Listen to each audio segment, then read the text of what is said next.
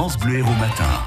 Et voici l'invité de France Bleu Héros ce matin aux côtés de Guillaume Rouland. Dans notre studio, Nicolas Duhamel, directeur de la Foire internationale de Montpellier, qui ouvre ses portes là dans quelques minutes. Oui, bonjour Nicolas Duhamel. Bonjour Guillaume. Merci d'être venu nous rejoindre parce que les nuits sont courtes là pour vous en ce moment. C'est ça. C'était les derniers bouclages. Ça s'est terminé cette nuit et je pense tard dans la nuit même. Alors, 70e Foire internationale de Montpellier, vous avez décidé de rendre hommage aux années 80. Question qu'on se posait entre nous, pourquoi pas les années 70 puisque c'est le 70e anniversaire? Parce que 80 c'est quand même beaucoup plus funky que 70. Oui, c'est vrai. Et puis on n'aurait jamais pu avoir Émile et Images dans les années 70, donc c'était un peu un rêve de les avoir. C'est surtout ça. Ils n'étaient pas nés, enfin ils n'existaient pas encore musicalement. C'est ça, exactement. Non, parce que c'était surtout une thématique festive. Et nous, l'objectif, c'est 70 ans pour la foire de Montpellier. Et donc 70 ans, c'est des cadeaux, c'est la fête. Et donc les années 80, c'était beaucoup plus festif. Donc on avait vraiment envie de faire la fête pour être en rupture avec les choix de pays qu'on avait fait chaque année. Quel est le poids économique de la foire internationale de Montpellier aujourd'hui, Nicolas Duhamel? On parle de plusieurs millions d'euros de retombées.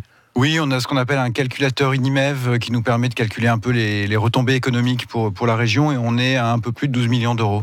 Oui, parce que c'est un rendez-vous. Alors, on parlera du nombre de visiteurs tout à l'heure, mais durant lequel les gens consomment ou s'apprêtent à consommer ultérieurement, parce qu'on sait que il y a un demi-millier d'exposants, on prend des rendez-vous, on échange des cartes, on prend des catalogues, des choses comme ça. Il a été mesuré qu'après, la foire permettait effectivement à un certain nombre d'exposants de pouvoir effectivement continuer à profiter de cet effet-là ensuite.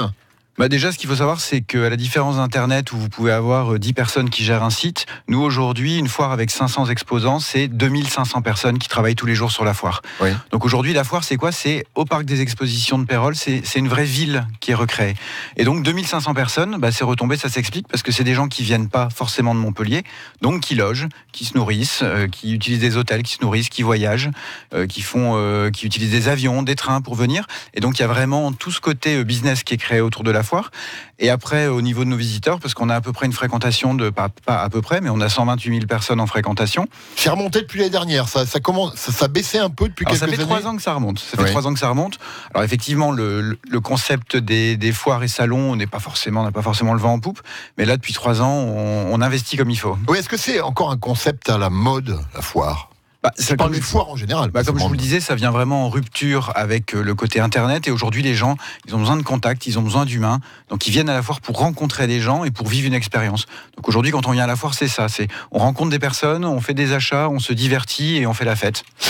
Il y a 10 ans, on disait que c'était presque 200 000 visiteurs, la foire internationale de Montpellier. Vous contestez un petit peu ce chiffre, non? Alors, moi, je conteste pas forcément. Je dis simplement que là, depuis quelques années, en fait, nos chiffres sont validés et déclaré au JS. Donc aujourd'hui, tout ce que je peux vous dire, c'est que les chiffres que nous avons sont des chiffres certifiés. Bon, en tout cas, donc, on a bien compris que la Foire internationale de Montpellier reprenait du poil de la bête. Vous avez eu des soucis techniques au Parc des Expos suite à l'épisode neigeux du mois de mars, avec une partie du toit qui s'est effondrée, et vous avez dû faire des travaux en urgence. On en est où aujourd'hui, là? Tout est sécurisé, les travaux sont faits. Bien, oui. Alors ce qu'il faut savoir, c'est qu'avec les épisodes neigeux, ça a été un peu comme beaucoup d'équipements à Montpellier. Et donc on a le hall de la terrasse gourmande classique et le hall A3 chez nous. En fait, la rotonde centrale en verre s'est effondrée avec la neige. Et du coup, tout a été déblayé, sécurisé, renforcé. On a une commission de sécurité qui est passée, tout est validé. Et donc là, c'est protégé. Et donc on a le permis de construire qui est déposé et on va reconstruire une nouvelle rotonde, une nouvelle halle très lumineuse. Donc un nouveau projet en perspective, c'est ça? Beaucoup de projets pour le parc, puisqu'on a un agrandissement de hall qui est prévu. Il y a vraiment des belles choses qui sont en prévision pour le parc des expositions de Montpellier. Un mot aussi de ce qui fait aussi un peu l'événement de cette 70e édition, c'est le concours Lépine. Exactement. Que vous accueillez cette année. Exactement, nous avons la chance d'accueillir donc vraiment un invité exceptionnel. Ça attire beaucoup de monde, le concours Lépine? J'espère. Oui. J'espère que ça attire du monde, parce que c'est un vrai investissement de notre part pour les avoir.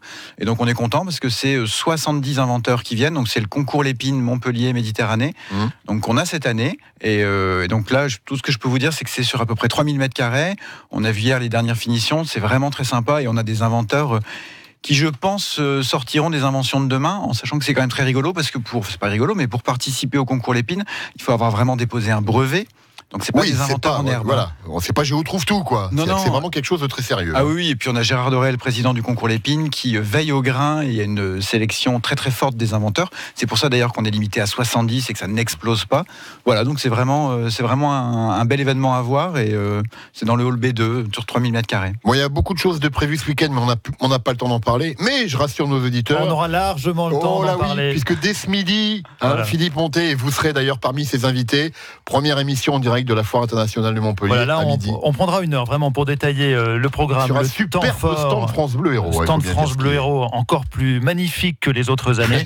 Les cuisiniers seront là, les fameux cuisiniers de France Bleu Héros seront là pour cuisiner avec vous tout au long de cette semaine exceptionnelle. On a plein de surprises et on y sera en direct dès 8h le matin, alors que la foire n'ouvre qu'à 10h, 19h tous les jours. Voilà, et nous serons en direct aussi jusqu'à 19h. Voilà, France Bleu Héros crée l'événement sur la foire de Montpellier. Et on prépare une émission de télé également, la radio à la télé. Ce sera lundi matin avec nos confrères de France 3. On y reviendra et on vous y retrouvera. Merci Nicolas Duhamel. Nicolas Duhamel. Merci beaucoup.